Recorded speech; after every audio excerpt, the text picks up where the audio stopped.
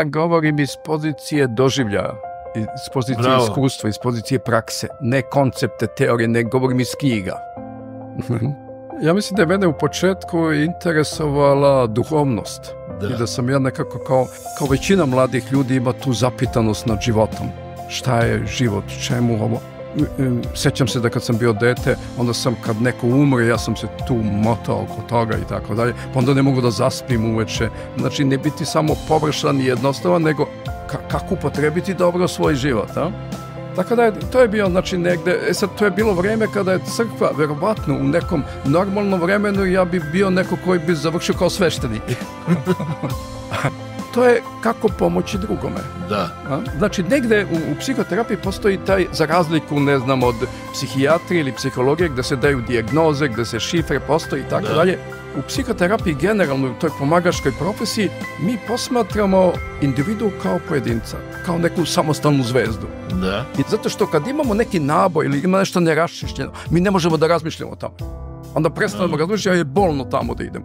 I onda bežimo od tog momenta, bolno kaže, neću da mislim u tome, uradit ću tako i tako. Ili kad se čovjek razboli, razumete, bilo, kako se to meni desilo, pa nisi slušao svoje telo.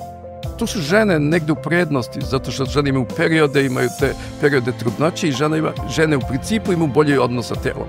I sada je umetnost kako da rešimo konflikte, da ne dođe do svađa ili ne daj Bože do sukoba, do fizičkog, da ne dođe do primene borilačkih veština. Sad sam shvatio je... Da kažemo, problem generalni današnjih ljudi je to je borba za egzistenciju, to je kao strah za egzistenciju, kao život je nesiguran.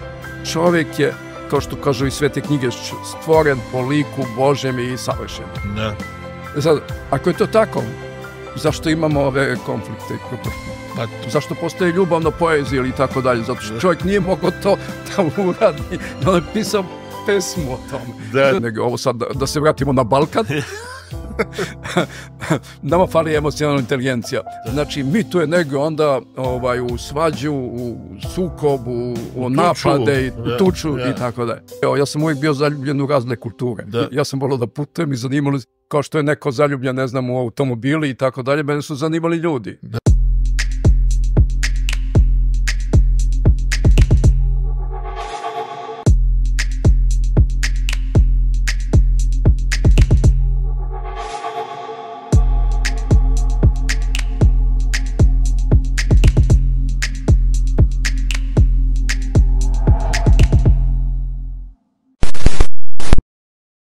Poštovane dame i gospodo, opet imamo jednog vanserijskog gosta koji će vas sigurno zaintrigirati, jer u samoj pripremi za ovu emisiju mene lično je jako inspirisao. Pa sam zato ispremio jedan uvod, jer tako osebujna osoba zaslužuje jedan uvod, jer spektar njegovih djelovanja je apsolutno nevjerovatan. Pa krenemo, znači. Dobrodošli u još jednu epizodu Balkan Rules podcasta gdje razgovaramo s ljudima čije znanje, iskustvo i doprinos ostavljaju trag ne samo u našem regionu, već i širom svijeta. Naš današnji gost je Desimir Ivanović, psihoterapeut, trener za ljudske resurse, majstor aikidoa i učitelj clearinga. Svojim radom, koji obuhvata psihoterapiju, lični razvoj, ali i pisanje knjiga, inspirisao je mnoge da pronađu unutrašnju ravnotežu i razviju bolje odnose sa drugima. Dobrodošli. Bolje vas našao. Hvala na pozivu.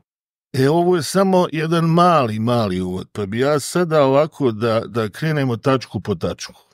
Recite mi, kako ste odlučili uopšte da se bavite psihoterapijom i šta vas je u početku privuklo toj profesiji? Da, ja mislim da je mene u početku interesovala duhovnost. I da sam ja nekako kao većina mladih ljudi ima tu zapitanost nad životom. Šta je život, čemu ovo? Sjećam se da kad sam bio dete, onda sam kad neko umre, ja sam se tu motao oko toga i tako dalje, pa onda ne mogu da zaspim uveče, pa mi onda daju knjige pa i tako dalje, da ne smiju da mi ugase svetlo, jer mi se te misli roje. Tako je. Tako da je negde, znači, ta neka probuđena za smislom, za kako živjeti život, šta je poenta života. gde i tako, znači ne biti samo površan i jednostavan, nego kako upotrebiti dobro svoj život, a? Tako da to je bio, znači negde, sad to je bilo vreme kada je crkva, verovatno u nekom normalnom vremenu ja bi bio neko koji bi završio kao sveštenik. Ali to je bilo ono vreme, ja sam 51. godište, znači vreme komunizma, bilo je nezamislivo. U svijetu mladosti. Nezamislivo da idem u tom pravcu. Ali sam ja, znači, istraživao, bio sam dobar đak, to mi nije bio problem, ali sam istraživao te, da kažem, duhovne škole, pravci i tako dalje, bio radosno u tom smislu. I onda u Engleskoj 82. godine, kada sam bio na nekoj dvomesečnoj obuci, tako neke duhovne stvari, ja sam se prvi put sreo sa tim terapijskim tehnikama. I onda to je ono što kaže jedan od tih poznatih profesora, psihoterapija je toliko dobra postala da treba normalni ljudi da je koriste. To ono nije samo za ljude koji imaju teškoće. Da. I ja se sjećam tog doživljaja koji sam imao, tako sam se osjećao siguran, stabilan, na svoje noge. Dajte mi za naše lajke, sad ljudi vas slušaju i sad pitaju, ok, svako želi da jednostavno produbi te spoznaje. Šta je definicija psihoterapije? Definicija, uvijek je dobro da idemo što jednostavnije. Što jednostavnije, sasvim jednostavno. To je kako pomoći drugome. Da. Znači, negde u psihoterapiji postoji taj, za razliku, ne znam, od psihijatrije ili psihologije, gde se daju dijagnoze, gde se šifre postoji i tako dalje. U psihoterapiji generalno, u toj pomagačkoj profesiji, mi posmatramo individu kao pojedinca, kao neku samostalnu zvezdu. Da. I naš prvi zadatak je da upoznamo kako ovaj pojedinac funkcioniše. Ne sudimo unapred, nismo brzopleti, ne dajemo etikete i tako dalje, nego hoćemo da upoznamo kako ova zvezda funkcioniše. Da. To je prvo. Kad upoznamo kako čovjek funkcioniše, znači to je istrajnost, to je istraživački rad, to je empatija, to je razvija se odnos. Kad se ta stvar desi da ga upoznamo u meri u kojoj nam se tada predstavi, tako da vidimo, da kažemo, relativno vidimo situaciju jasno, realnost neku imamo, onda druga stvar koju gledamo je šta ovom pojedincu smeta da zasija punim sjajem. Šta njega koči da se realizuje do kraja sasvim u potpunosti. Znači, negde mi imamo te neke potencijale koje ne realizujemo i onda može da prođe čitav život, a da zapravo nismo se ostvarili, nismo se realizovali, neke svoje talente koje smo imali, sposobnosti, prosto nismo našli načina da ih ispoljemo. I treća stvar je kako da mu pomognemo sada da on to realizuje, da ostvari. Znači, u osnovi mi se bavimo... Znači, to je jedan proces pomaganja drugome. To je jedan proces pomaganja drugome. Da bude nekako bliži sebi, da bude se više ostvari, da bude nekako mirni, da njegova energija bude usmerena u dobrom pravcu i da kao rezultat te usmerene energije u nekom pravcu javlja se uspeh. Ako je energija haotična, ide na sve strane... Sigurno da onda curi na sve strane i ne možemo očekivati da smo sve sadočeni. Sasvim jasno. Znači, to je jedno polje.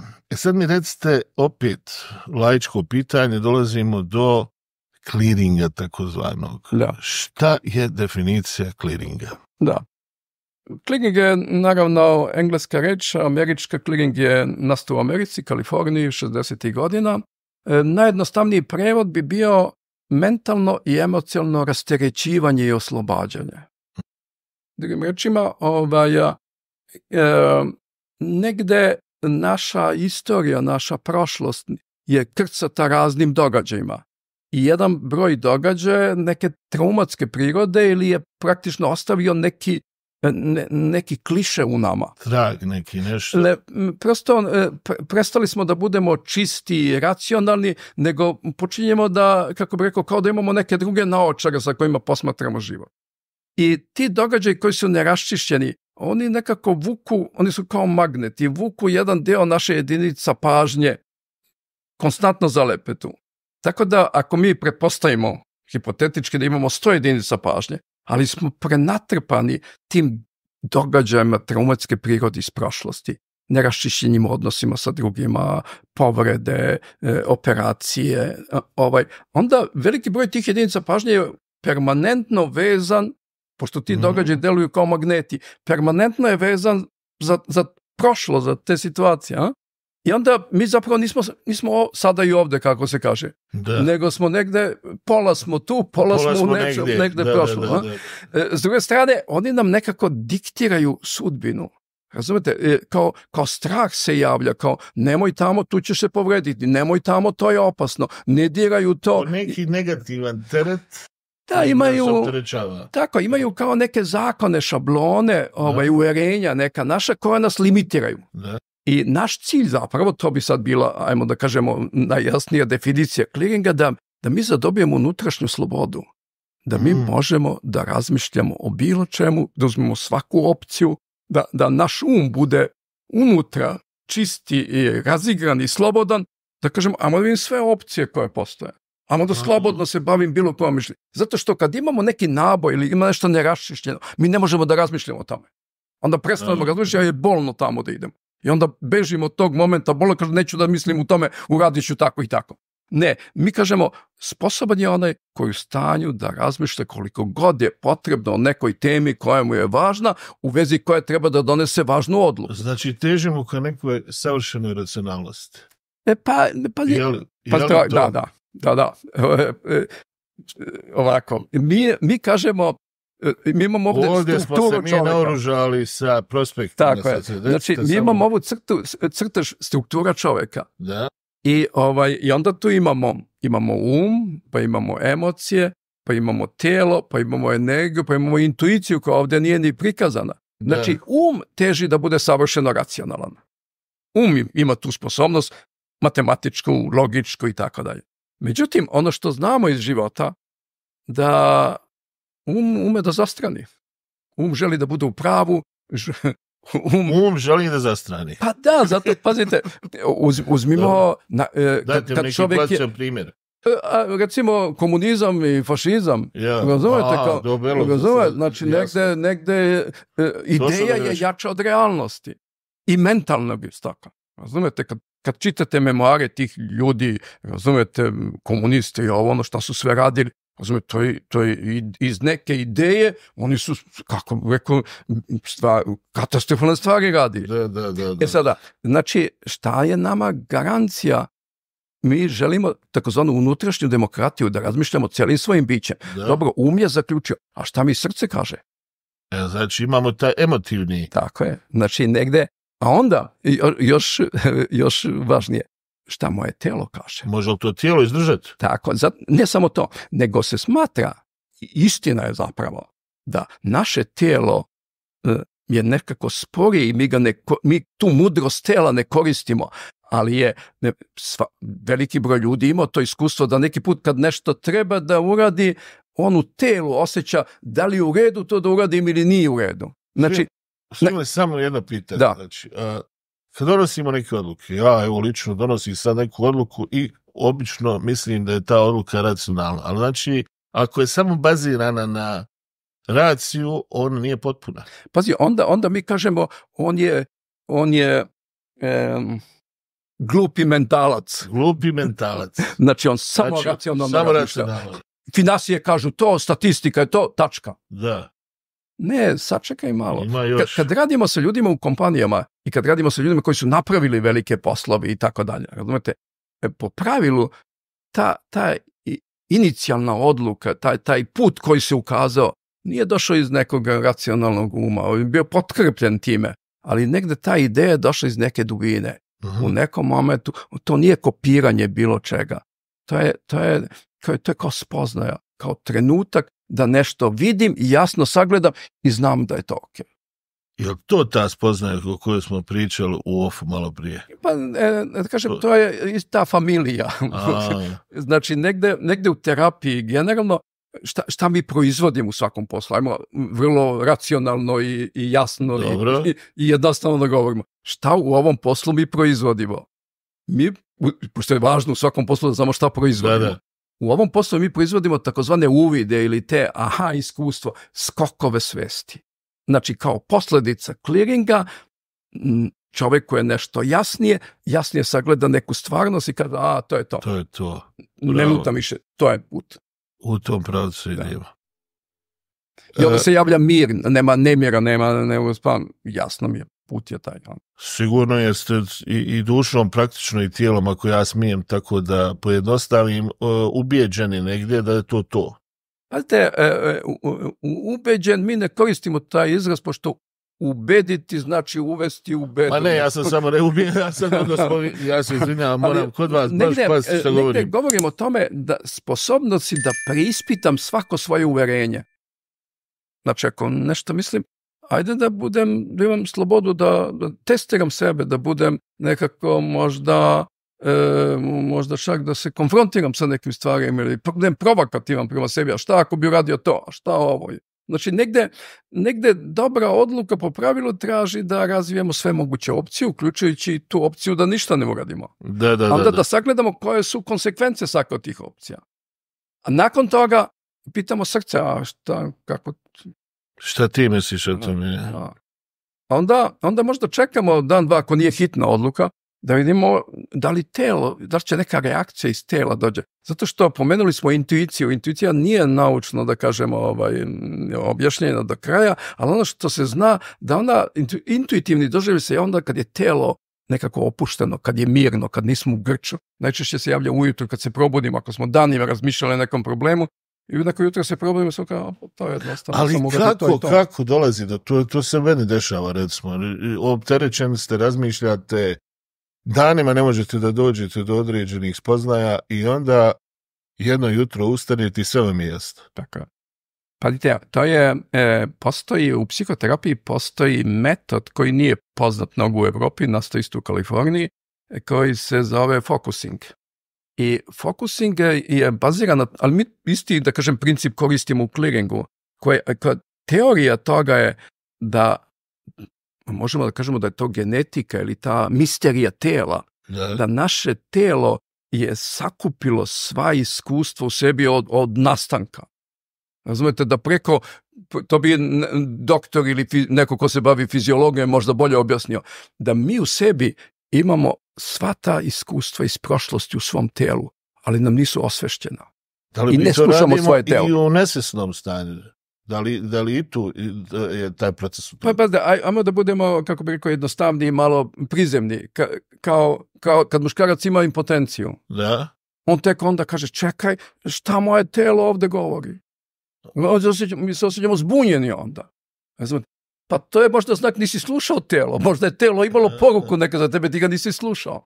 Da. Ili kad se čovjek razboli, razumete, bio kao kako se to meni desilo? Pa nisi slušao svoje telo.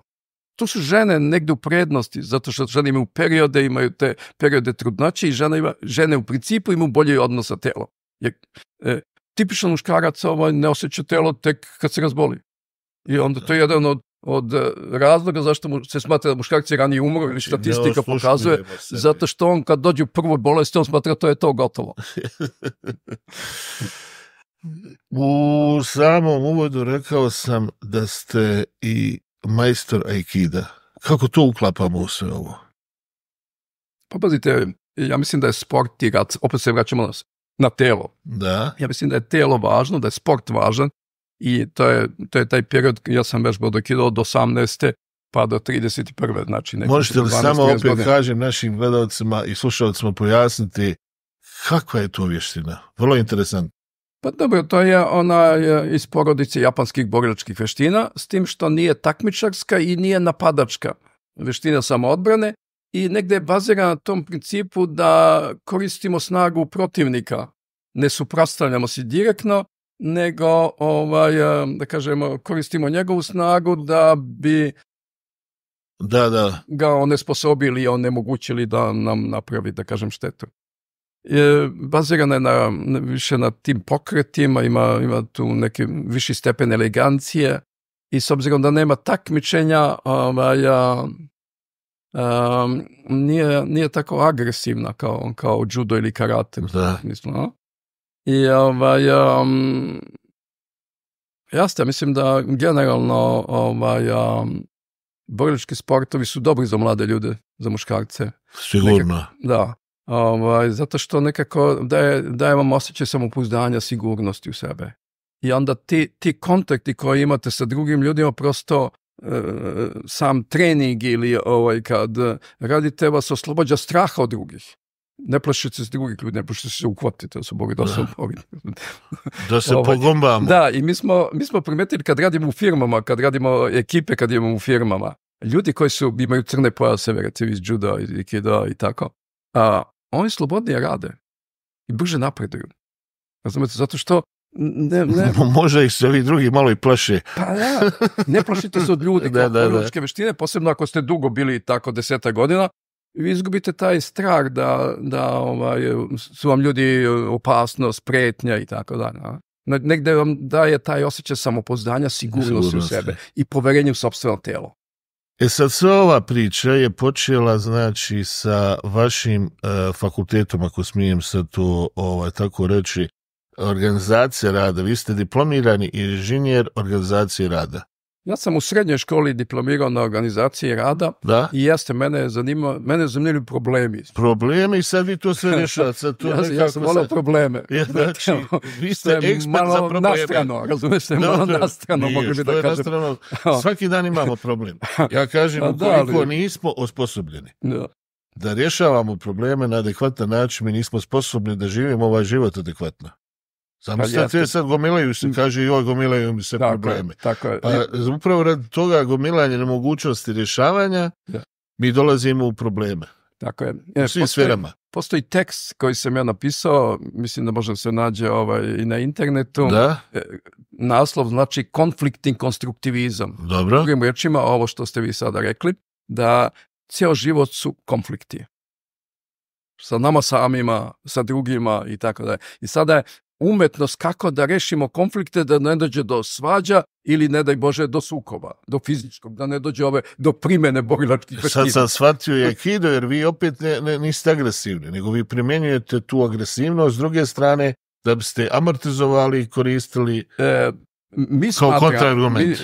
Pristup koji ja imam, ili da kažemo, to pristup koji zastupam je da su konflikti nešto što je sastavni dio života, stalno se dešava. Da. Sada, kako da menadžeramo konflikte da ne dođe do svađe ili do sukoba?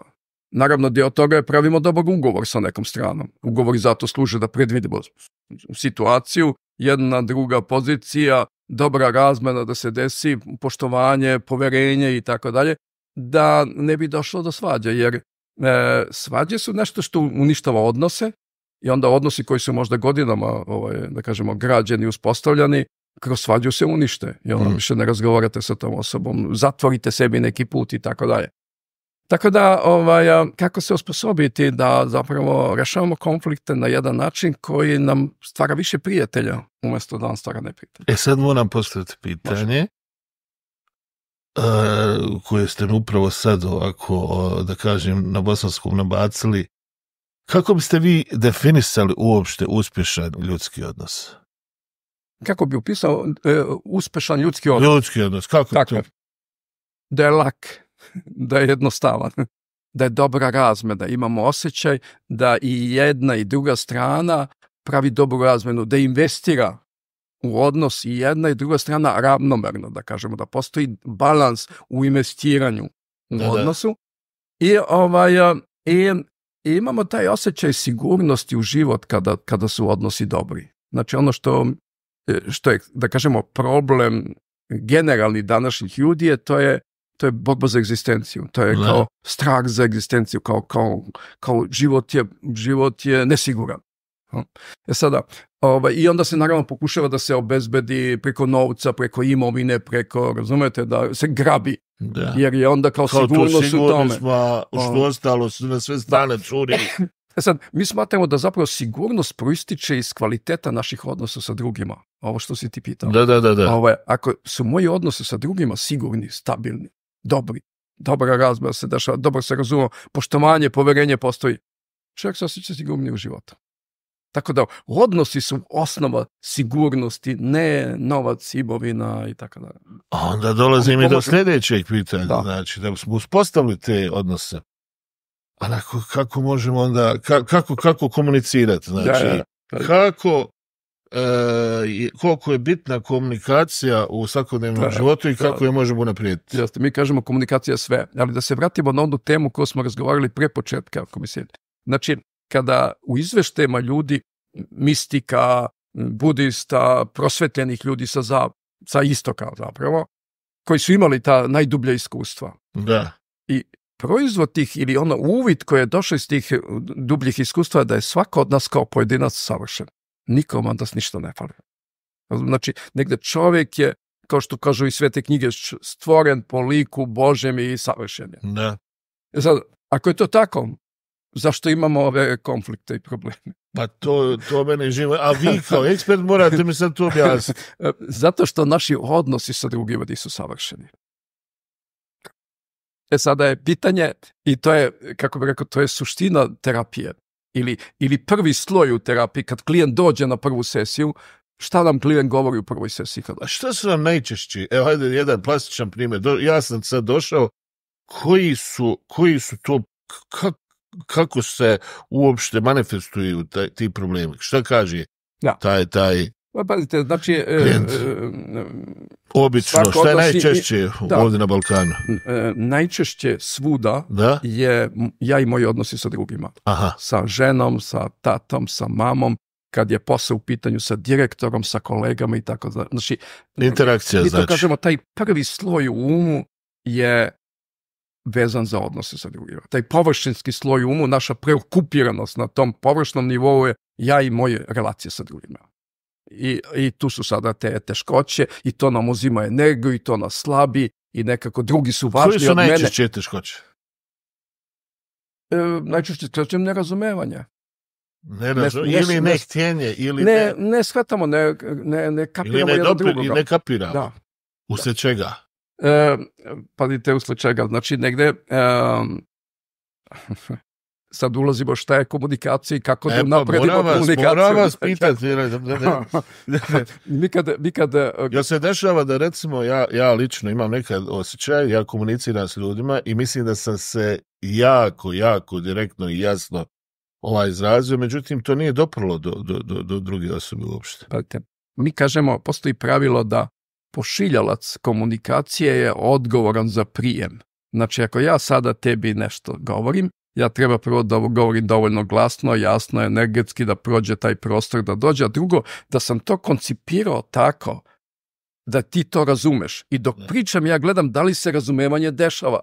I ako se razumevanje ne dešava, treba da primetim to i da dopunim svoju komunikaciju da bi to predstavio što potpunije. Sad, priroda komunikacija da mi nikad sebe ne možemo 100% da predstavimo naše misli, nego zašto postoje ljubavna poezija ili tako dalje, zato što čovjek nije mogao to da uradi i on je pisao pesmu o tome. Znači, ne možemo mi 100% sebe da manifestujemo s polja onako kako smo osmislili. Znači, verbalno 80% manifestujemo, ali sada taj neki dio nismo uspjeli da ga prenesemo. I sad onda pokušavamo možda na neverbalni način ili na razne načine ili pesmom da prenesem taj dio koji prosto nisam mogao da doprem do te druge osobe. Znači, smisao je da ta poruka dopre do druge osobe i da ta osoba je dekodira, hajde da kažem, na način kako smo mi željeli. I s tim što onda ona ima izbor da li će da prihvati to ili neće da prihvati. A šta ako je osoba, možda niste simpatični, odmah u startu, pa šta tu radite? Pa pazite ovako, mi kad obučavamo ljude u našem poslu, mi kažemo na početku, ponudi jednu čašicu topline. Aha. Znači, donesi... Znači, moram jednu flašu nečega nešto toplo da je... Ako sam ja rešio da dođem danas ovdje da radimo nas dvojica, zašto bi ja imao problem sa time? Zašto bi ja imao negativan stav u vezi toga? Neko me uvodi u svoj studio i hoće da razgovara sa mnom, zašto ne bi bio otvoren i empatičan prema toj osobi? Da. Znači, negde u startu, kad počinjemo sa nekim odnosom, mi treba kod sebe da stvorimo tu poziciju, da budemo topli prema toj osobi, da ponudimo tu čašicu topline, sada, bez obzira kako nam izgleda osoba, znači možda taj prvi da kažem, prvi dojam da bome nam je neprijatan ili zbunjujući ili što god, provocira nešto, podsjeti nas na nešto negativno. Ali ako smo mi doneli odluku unapred, kako god da mi izgleda, ja ću danas sa njime da završim posao najbolje što možemo. Onda smo mi pomogli i sebi i toj osobi. Vrlo interesantno. Znači, bez ikakvih predrasuda ući uvijek sa jednom čašicom topline. Tako je, i odluka je bitna. Znači, odluka, da li sam donao odluku da uđem u taj odnos ili nešto se čudno, spontano dešava i tako dalje. Znači, negde je ta svesna, mi kažemo, odluka je put ka sreći. Znači, kad donesemo odluku za nešto, onda nam je lakše. Kao zašto molitva pomaže? Da. Pored ostalog. Pa zato što mi već znamo šta hoćemo. Psychopractice pokreće akciju za decu bez roditeljskog staranja iz Doma Bjelave. Naime, želimo da uradimo sljedeće. Da umjesto paketića igračaka koji svake godine razne firme i pojedinci odvajaju za ovu dečicu, napravimo nešto sasvim drugo. A to je da skupimo novac za jedno nezaboravno zimovanje, nezaboravno putovanje za 45 dece i njihove vaspitače. Radi se o obilasku Austrije, Nemačke, Francuske i Pariza. Hajmo da ovog puta napravimo sasvim drugačiji poklon za ovu dečicu. Molim vas da se javite na Domu Bjelave ili da na žiro račun koji će biti u opisu videa i koji ćemo dati ovdje direktno uplaćujete novac koji ste odvojili za paketiće ili eventualno za nešto drugo. Prvi put ova deca bi imala ovakvo putovanje i sa jednom trenutno sjajnom i kreativnom ekipom Doma Bjelave koji su spremna da krenu ovdje, krenuli na put da grade svoje uspomene. Ovo su naša deca. I ja vas molim da zajednički krenemo i omogućimo im ova sećanja koja će im dati jedan osjećaj i samopouzdanja i samopoštovanja i osjećaja da naprosto pripadaju ovom društvu i da smo mi sa njima zajedno u njihovoj budućnosti. Psychopractice ima još ideja, a o svemu ostalom i o druženju sa decom iz Doma Bjelave vidjet ćete i čućete više 16. novembra. Molim vas, javite se, idemo da skupimo pare za jedno nezaboravno zimovanje za ovu dečicu i da time učinimo novu godinu lepšu i njima, a i nama koji živimo za to da našu sreću podelimo s drugim ljudima i da u tuđoj sreći uživamo jednako kao našoj. Hvala vam unaprijed, idemo zajedno u borbu za našu decu. Kako vi definišete jedan uspješan ljudski odnos? Kako to izgleda? Pa počeli smo o tome da kažemo, znači da postoji kompatibilnost. Da. Znači negde se jako dobro nadopunjujemo i uklapamo. I negde energija kao da se proizvodi nova energija u odnosu. Što vas tu pitam? Je li to privilegija ili je to treba tražiti ili ja imam situacija gdje jednostavno primjećujem da želim da uspostavim taj dobar odnos i imam namjeru i ponesim tu čašicu i ponesim i flašicu nekad, nije problem.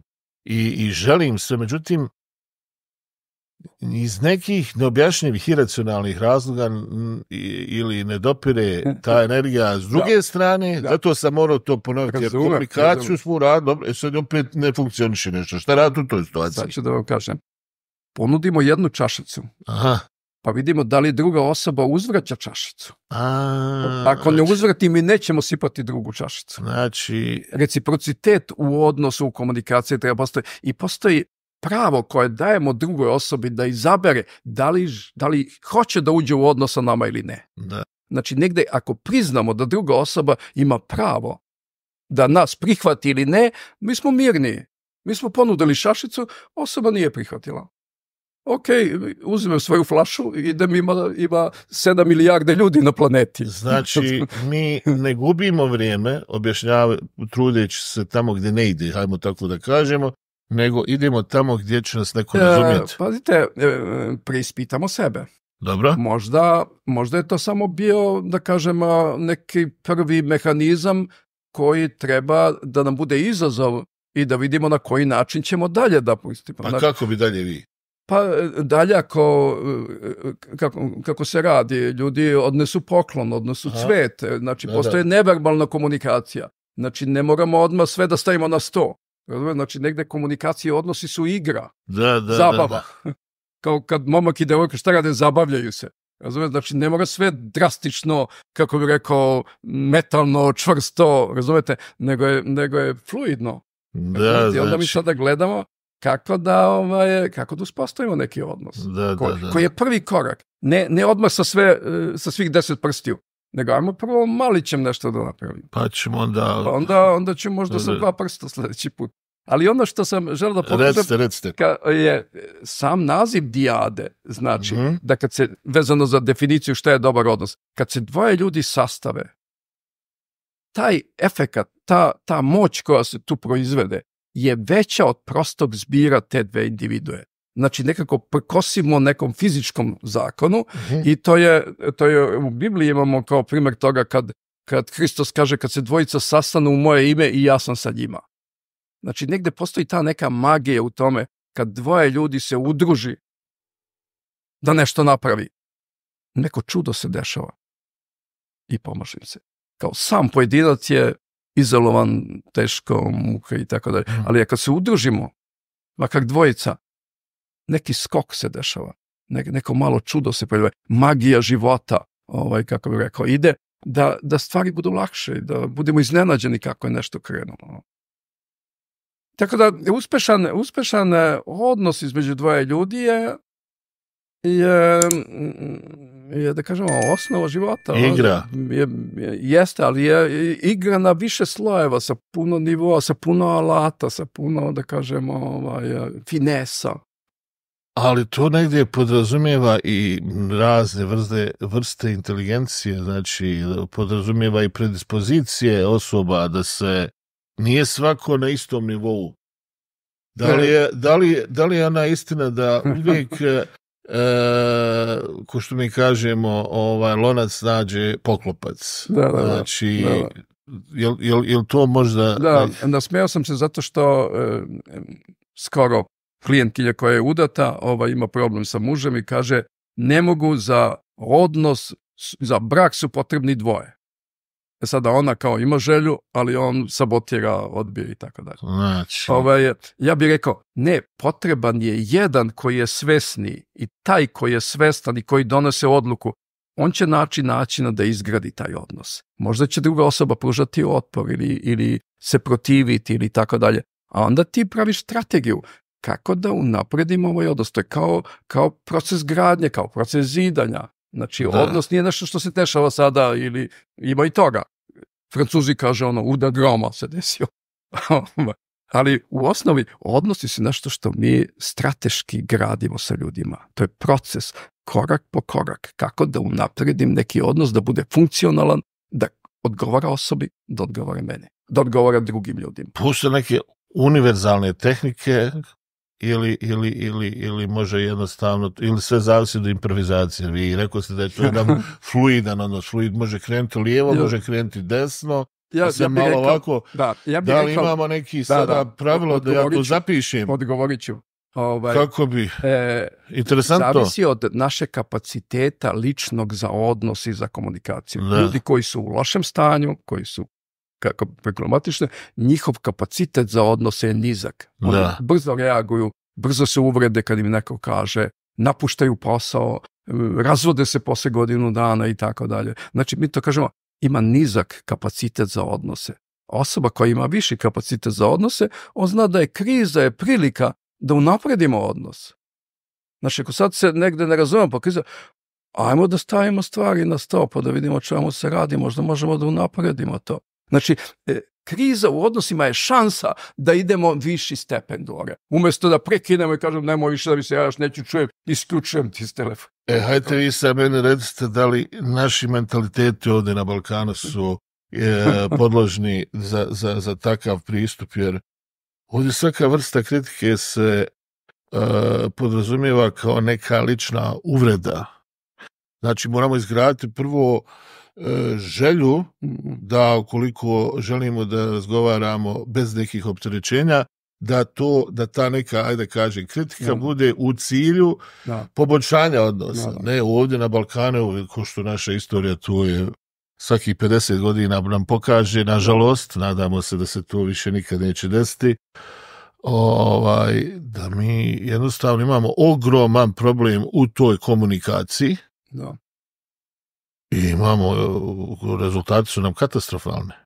I imamo osjećaj da se ne slušamo, da mi pričamo Da svako je bitno da je on ispričao, ali je li to uopšte doprlo do drugog i da li to ima neki zaključak, to je vrlo upitno. Pazite, ja bi se složio da postoje razlike. Ja sam radio u nekih 15 država. Radim online sada sa klijentima iz celog sveta, razumete? I objektivno postoje razlike. Ono što je lepo u našoj sredini, ovde to je ta emocija i druženje koje imamo i ta neka socijalni život koji je na dobrom nivou. Da. Ja sam imao fantastičan dan juče u Sarajevu. Razumete, nekih 7-8 sati, 9 smo se družili. Razumete, prosto na zapadu je to bilo nezamislivo. Razumete, da sa nekim kolegom iz Francuske, iz Amerike sedim 7-8 sati da debatujemo. I da bude interesantno. Zašto? Zato što ovdje ljudi imaju višak emocija. Razumete, to je kako možete imati višak emocija? Pa zato što srce je stalno otvoreno, više osjećamo, a manje mislimo. Oni imaju višak racija, mi imamo višak emocija. Pa evo, jasno, pazite, pogledajte turske serije i engleske serije. U turskim serijama stalno nešto se svađaju, stalno neke napetosti, razumete, kao na ivici, sad će, razumete, da bukne vatra neka. Razumete? Dok ovi su hladni, racionalni i vidite, razumete, Kako se zove onaj pansion sa John Cleeseom, boga mi kod njega je bilo svega, ali eto, zazam se malo, da, razumijem. Nema emocije uopšte, samo, razumete, onda ima ta ubijstva, pa razumete, kako je to sakriveno, kako ovo, kako ono. Ajde mi recite među nama, pošto ste prošli i bunu i buncu, ko što smo rekli, kome je ljepši? Kome je ljepši? Ako ima višak racija ili višak srca, šta je tu ono? Mi kažemo da je rješenje u ovoj unutrašnjoj demokratiji da srce i budu prijatelji, da sa telom budemo prijatelji. Jer kad imamo višak emocija, onda imamo višak energije. Zato što naši ljudi bučni i tako dalje, nekako žestoki. Razumete? Zato što srce vam daje višak energije. Da. I onda sada je dobro da umemo da kanališemo tu energiju. U zadnje godine izlaze knjiga o emocionalnoj inteligenciji. Šta je zapravo emocionalna inteligencija? I čak možete pročitati par knjige da vam ne bude jasno šta je emocionalna inteligencija. Sa par rečenica ćemo objasniti. To me živo interesuje. Jeste.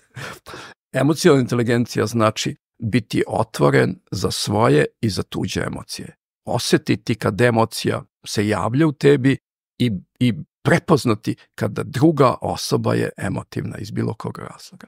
Znači, prva stvar je prepoznati i prihvatiti emocije i svoje i druge. Ono što je karakteristika emocija, ovo što upravo objašnjam, je one nam daju energiju. Odjednom nas skoči potencijal. Neki u nama. Emocija inteligencija znači, sad, mi obično zloupotrebujemo tu energiju. Ovo sad, da se vratimo na Balkan. Nama fali emocionalna inteligencija. Znači, mi tu energiju onda u svađu, u sukobu, u napade, u tuču i tako dalje. Emocionalna inteligencija znači da primimo tu energiju, da je prihvatimo, a onda da uzmemo papiriolovku da kažemo kako ću da upotrebim ovaj potencijal. To je ono pitanje koje sam pokušao, možda nisam ga dobro formulirao pripam. Da li taj mentalitet, genetski kod, narav, nazovite kako god želite, jer prošli ste svijeta. Vidjeli ste da na iste situacije ljudi reaguju da totalno različite načine. Dakle. Evo recimo na našem primjeru. Šta da uradimo da postanemo malo racionalniji i da smanjimo malo te negativne efekte naših mentaliteta? Šta raditi? Evo, vi ste sad... Pa ja mislim da... Evo, predsjednik države vas je zove i kaže, hoću da ukažem drugom predsjedniku da bi želili da imamo bolje odnose, ali ja što njemu god kažem, on smatra to lično ili atak na nekoga. Kako biste ga savjetovali? Jeste. Mi kažemo da čovjek mora da radi prvo sam na sebi. I u mjeri u kojoj mi stabilizujemo i sredimo sebe, u toj mjeri smo mi bolji član svoje porodice, u toj mjeri smo bolji član društva u kome. Znači negde mi verujemo na taj individualni rad na samom sebi. Čovjek mora sam sebe da dotera, da bude funkcionalan, da bude stabilan, da bude zadovoljan sam sa sobom, da dobro koristi svoje potencijale, resurse, da menadžera dobro sebe I onda on nekako zrači na druge ljude okolo. Znači u svojoj porodici se onda stvari balansiraju, bolje postave, mir, rešava se. I onda je korisni član društva. Negde je pojedinac, mi bi rekli, kao izvor. Znači, ono što je karakteristika, možemo se tu složiti, da dobar broj ljudi je kao u nekom grabežu, da uznemo od društva, da, razumete, od države,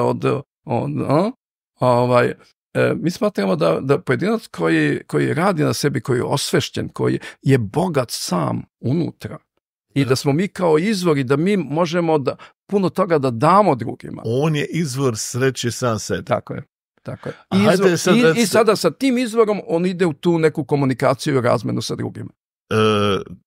Vaše me iskustvo sad interesuje. Da. Pošto ste u stalnoj komunikaciji sa ljudima, koliko smatrate da ljudi generalno su sretni sami sa sobom? Ili je daleko veći broj onih koji nisu? I zašto? Ja mislim da ta reč sreća je malo manipulativna.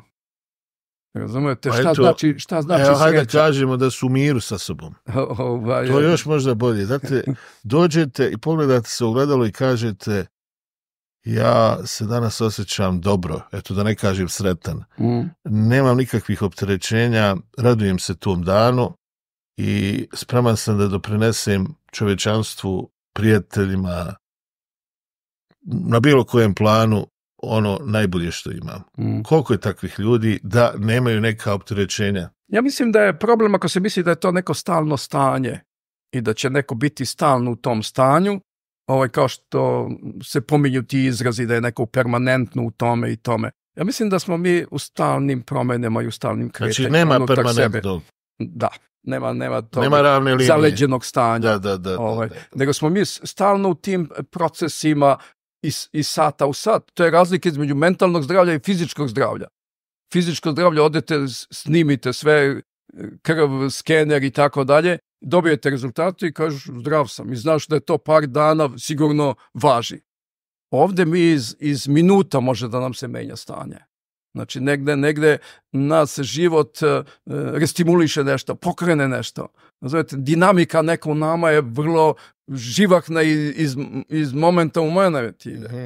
I onda je ono što je potrebno je da mi budemo otvoreni za to i da nekako vidimo šta se to dešava u nama i da gledamo na koji način sada da menažiram sebe, ajde tako da kažemo, na koji način, šta ću da radim sada s ovim. Dobio sam impuls taj i taj.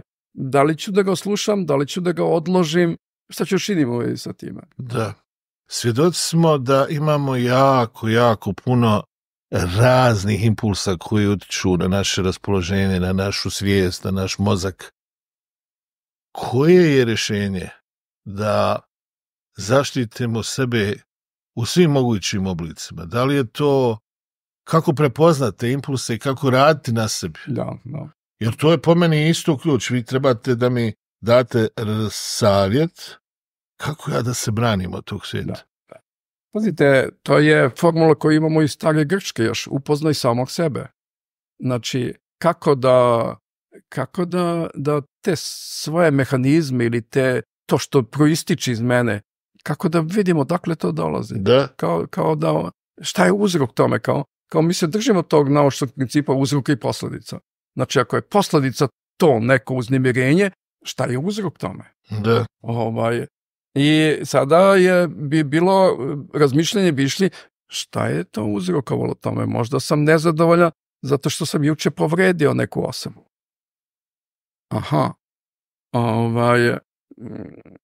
Ajmo da vidim da ispravim to.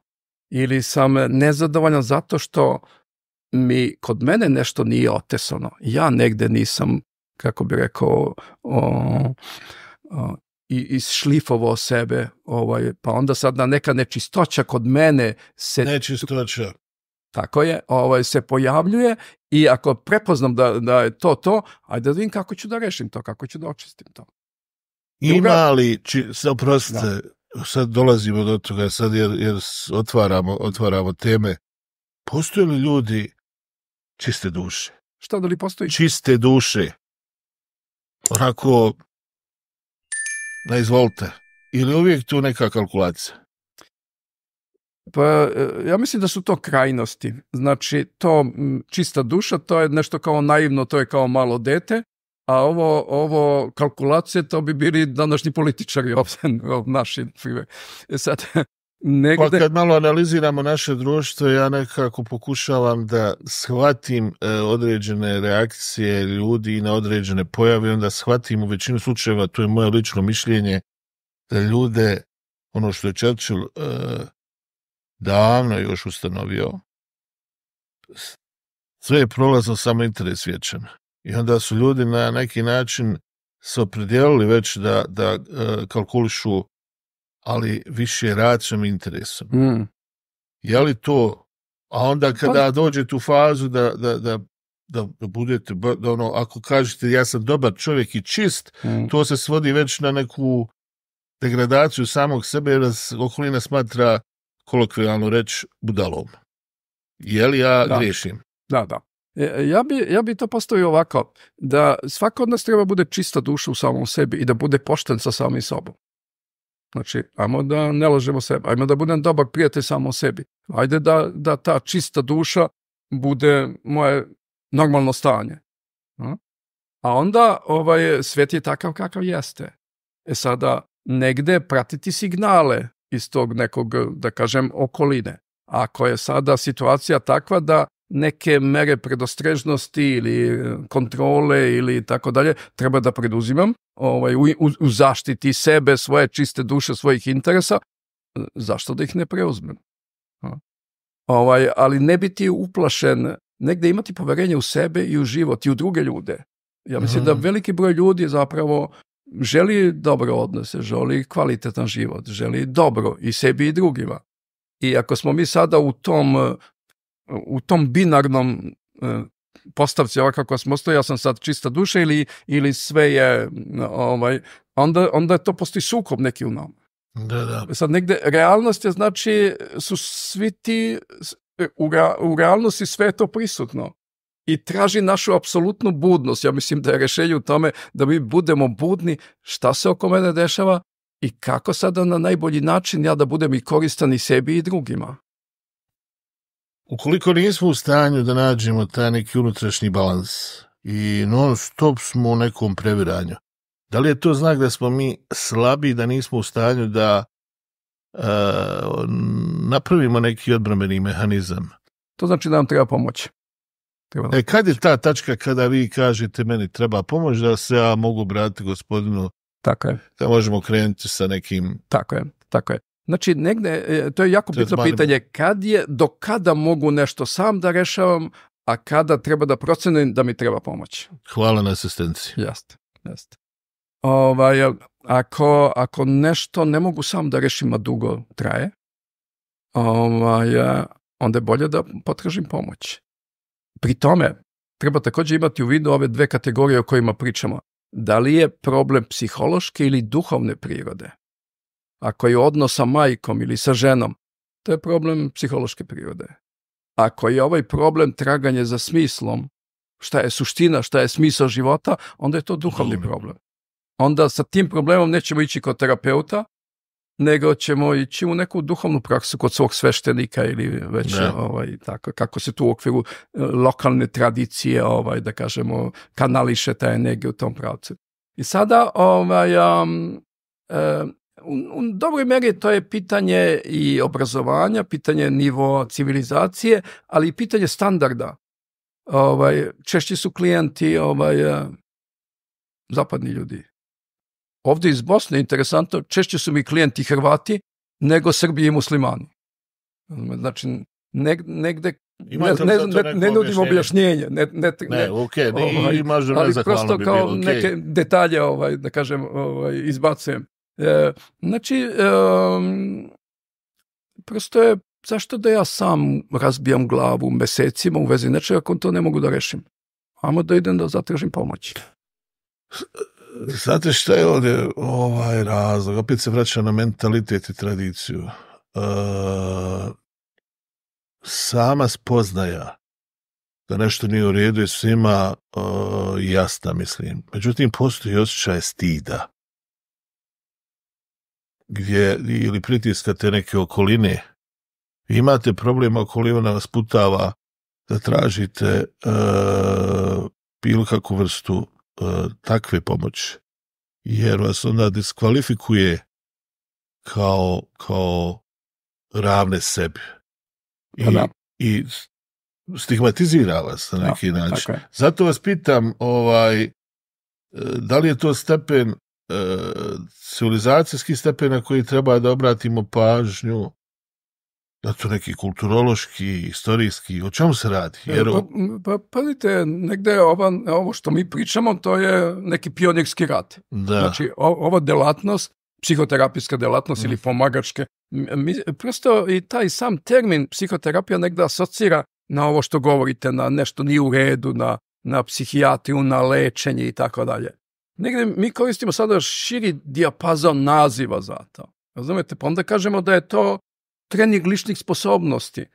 Znači, prosto kao u kompanijama, želim da budem bolji, da napredujem više, da zarađujem više, da bolje ostvarujem svoje ciljeve i tako dalje. Znači, ne mora taj dio o kome mi govorimo, ne mora uvijek da bude područje problema, teškoća, nemogućnosti, da kažemo, negativnih aspekta. Da. Taj dio i mentalni i emocionalno je istovremeno i područje gdje možemo da treniramo i napređujemo sebe i da budemo iznad proseka. Da budemo iznad proseka. Mi ovdje čak koristimo izraz kao mentalni fitness. Znači, kao što ljudi vežbaju fitness fizički, tako je potrebno da vežbamo te svoje mentalne i emocionalne sposobnosti da bi prosto bolje funkcionisali na tom planu. Tako da, ali slažem se sa vama, to je relativno novo i mali je broj profesionalaca kod nas u našim sredinama na Balkanu koji je zaista osposobljen da može tu vrstu usluga da pruži. I onda se ljudi razočaraju, proba na jedno mjesto drugo i onda izađu tekstovi u novinama i tako dalje. I onda ljudi kažu ne treba ti to, ne može i tako dalje. Znači, prosto je, da kažemo tako, nedostatak kadra koji može da pruži adekvatnu uslugu po ovom pitanju, mentalno, emocionalno. A da li je za vas kao profesionalca i edukovanu osobu sa internacionalnim diplomama teško i vidljivo raditi sa ljudima iz različitih kultura? Ja mislim da je to interesantno, da je zabavnije. Moguće da je to moj lični dio. Ja sam uvijek bio zaljubljen u razne kulture. Da. Ja sam volio da putujem i zanimali, kao što je neko zaljubljen, ne znam, u automobili i tako dalje, mene su zanimali ljudi. Da, ja ću sada malo dok vi pričate, ja ću da ljudima objasnim gdje ste vi sve, vi ste obuku iz clearinga započeli 1982. godine u Londonu, gdje piše, pa ste onda 1991. Završili u Australiji. Da. Onda ste prošli ste obuku iz holističkog rebirthinga. Rebirthinga, da. To je, hajte malo mi to još sad pojaviti. To je rad sa emocijama. I ona je bazirana na jednoj tehnici disanja. I obično kad ljudi imaju problem sa emocijama, da? Oni blokiraju ovaj dio, ne dišu gornjim dijelom pluća. Ne sada. U ovoj tehnici mi postavimo klijenta da leži i nekako stavimo u situaciju da diše ovim dijelom pluća. Da se aktivira taj dio pluća. I čim se taj dio aktivira, počnu emocije da se pojavljuju. Emocije se pojavljuju odmah. Znači, te blokirane emocije onda izlaze i onda se praktično oslobađaju, čisti se od tih, da kažemo, emocionalnih drama, trauma koje su stagnirane u telu. Gledam ovdje na pitanje koja sam vam spremio. Možete li mi podijeliti neki primjer iz prakse kada ste vidjeli baš radikalan napredak kod klijenta? Kako sam vidio šta? Radikalan napredak kod klijenta. Da kažete, ostvarili smo, krenuli smo s tačke A, a došli smo do tačke B. Da. Da. Tu sad dolazimo do toga šta je pomoć i kako da u svakoj sesiji klijent sam može da proceni da li se pomoć desila ili se pomoć nije desila. To je to. Znači, mi ne kažemo klijentu da treba da radi 6 mjeseci kao, ne znam, kao kod doktora treba piješ lekove toliko i toliko mjeseci pa ćeš se osjetiti bolje. Mi kažemo klijentu, uzmi jednu sesiju, posle te sesije, kad se završi sesija,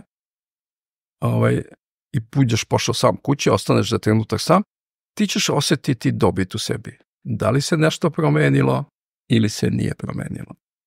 Po pravilu, mi ne idemo ovo kako si ti postavio, pošto smo se dogovorili da budemo na ti. To je kao neka revolucionarni dobitak koji je razrešio celu situaciju. To je kao ljudi po pravilu teže više revoluciji nego evoluciji. Lijepo rečeno. Ono što mi verujemo, što je proces. Mi verujemo u evoluciju. I verujemo da iz sesije u sesiju njegove stanje se poboljšava. Može da bude neki put ovo da je kao nešto se zaista, kako bi rekao, otvorilo, neko čudo se desilo i značajno je, da kažem, odskočio, a može se desiti da to su koraci, polako, pomere, ali na kraju svake sesije on treba da osjetio sam se dobro. To što sam dao za sesiju, novac koji sam platio, opravdava vreme i novac, to što sam dobio opravdava vreme i novac koji sam potrošio radeći na sebi. I onda on nastavlja zavisno od interesovanja sve dok ga ti unutrašnji konflikti, da kažem, vuku unutra, dokle god smo nekako nerazrešeni sami u sebi, dokle god se bavimo sebe umjesto da, ne znam, pogledamo šta ima u pozorištu večeras. Da. Onda je dobro da idemo na sesije, dobro je da radimo na sebi.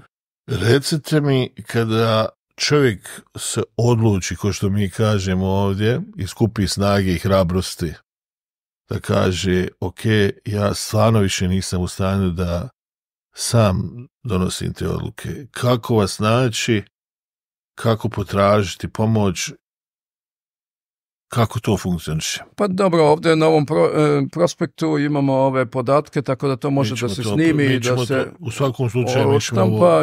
Jeste, znači škola Dijada postoji, radi u Beogradu, radi 31 godinu kao pod ovom firmom, radila je 10 godine pre toga pod drugom firmom, znači postojimo 41 godinu zvanično. Jeste, dobrodošli su svi koji se interesuju za ovaj metod. Možete objaviti mail adresu i Facebook profil i tako dalje. Tako da, u opisu. Naravno, nismo se, kako bi rekao, nije to bila poenta o kojoj smo govorili, više smo govorili o tome šta mi zapravo radimo, ali naravno da ako proizvedemo interes, naravno da smo obavezni da taj interes zadovoljimo. Znači, ako je neko iz ovog razgovora osjeća se pobuđen da nešto preduzme u tom pravcu, naravno da onda preuzimamo tu odgovornost, da stojimo na raspolaganju, da toj osobi pomognemo. Ja lično svaki put kada moja majka je psiholog, i uvijek su me te nekako sfere interesovale, uvijek čovjek treba da u bilo kakvom stanju da se nalazi, da sam sebe preispituje. I po meni apsolutno sve ono što mu godi ne može da škodi, kažete. Prema tome, u zavisnosti naravno od stanja u kojem se ljudi nalaze, to su dubine koje jednostavno uz kvalitetan rad sa stručnjacima mogu samo da unaprijede i privatni i poslovni život i odnos naš prema sredini i odnos prema prijateljima i u svim mogućim elementima. Tako da ja lično toplo preporučujem. To nema veze sa stidom, nema veze sa bilo kakvom stigmatizacijom, nego jednostavno raditi na sebi znači unaprijediti sebe. Tako. Eto, to je ono što sam prepoznao iz pripreme za ovaj razgovor, iz svih mogućih materijala koje sam dobio i jako mi je drago što smo imali priliku da razgovaramo. Nadam se da to neće biti i posljednji put, da ćete nam dati mogućnost da još mnogo puta se srećemo. Ja na kraju ovog podcasta uvijek pitam ljude, ima li nešto što biste ih željeli da nam kažete, da podijelite s nama, a što vas ja nisam pitao? Da, šta bi to moglo biti? Nemam ništa u ovom trenutku konkretno, ali kad razmišljam sada šta bi to još trebao da dodam da bi negde zaokružili, da kažem, razgovor i da bi nekako bili jasni onima koji nas slušaju,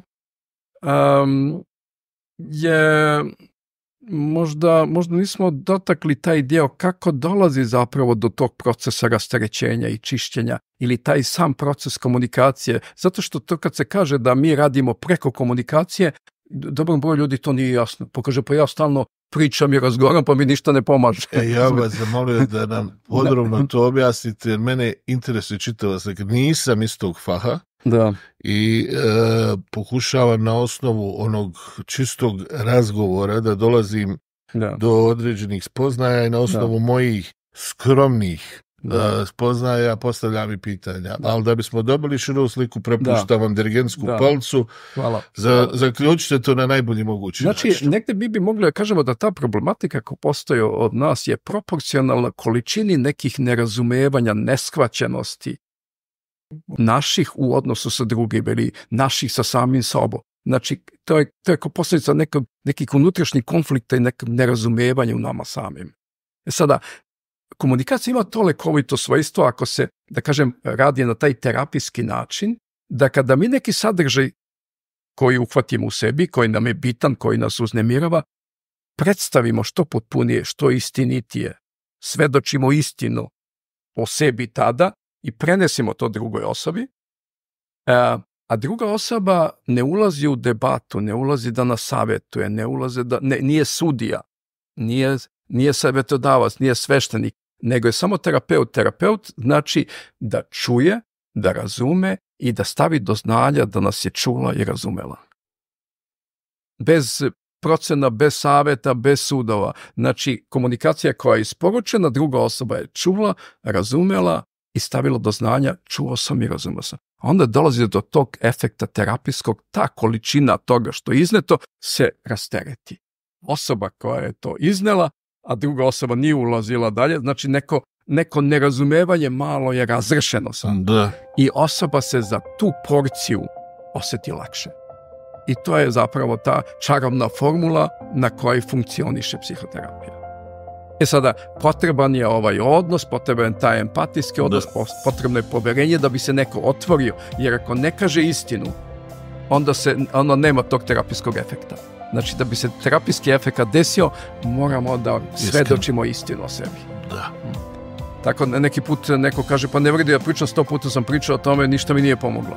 A mi kažemo, a koji deo nikome nisi rekao? Koji deo si uspešno sakrio? Znači negdje fali jedan. Da, znači onda se to ponavlja. Zašto ljudi ponavljaju neku priču stalno i stalno? Zato što neki deo ne može da iznese, ne može da kaže.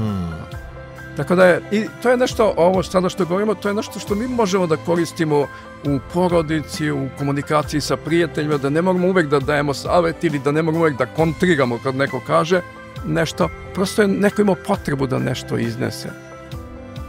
I da je prosto dovoljno kažemo, rasno mi je, razumijem te. Jasne. I da ne idemo dalje. Tako. I to je jedan način kako mi sami sebi olakšavamo malo i pomažemo. Ima li još nešto? Pa ima verovatno puno nekih detalja, ali mislim da je u ovom momentu možda dovoljno da ostanemo na ovom. Mogu vam iskreno reći da slušam vas, pokušavam jednostavno da uđem u suštinu svega što smo pričali, jako interesantan razgovor. Mislim da je bio jako inspirativan i da će se mnogi pronaći u njemu. Hvala vam još jedan put što ste nas posjetili.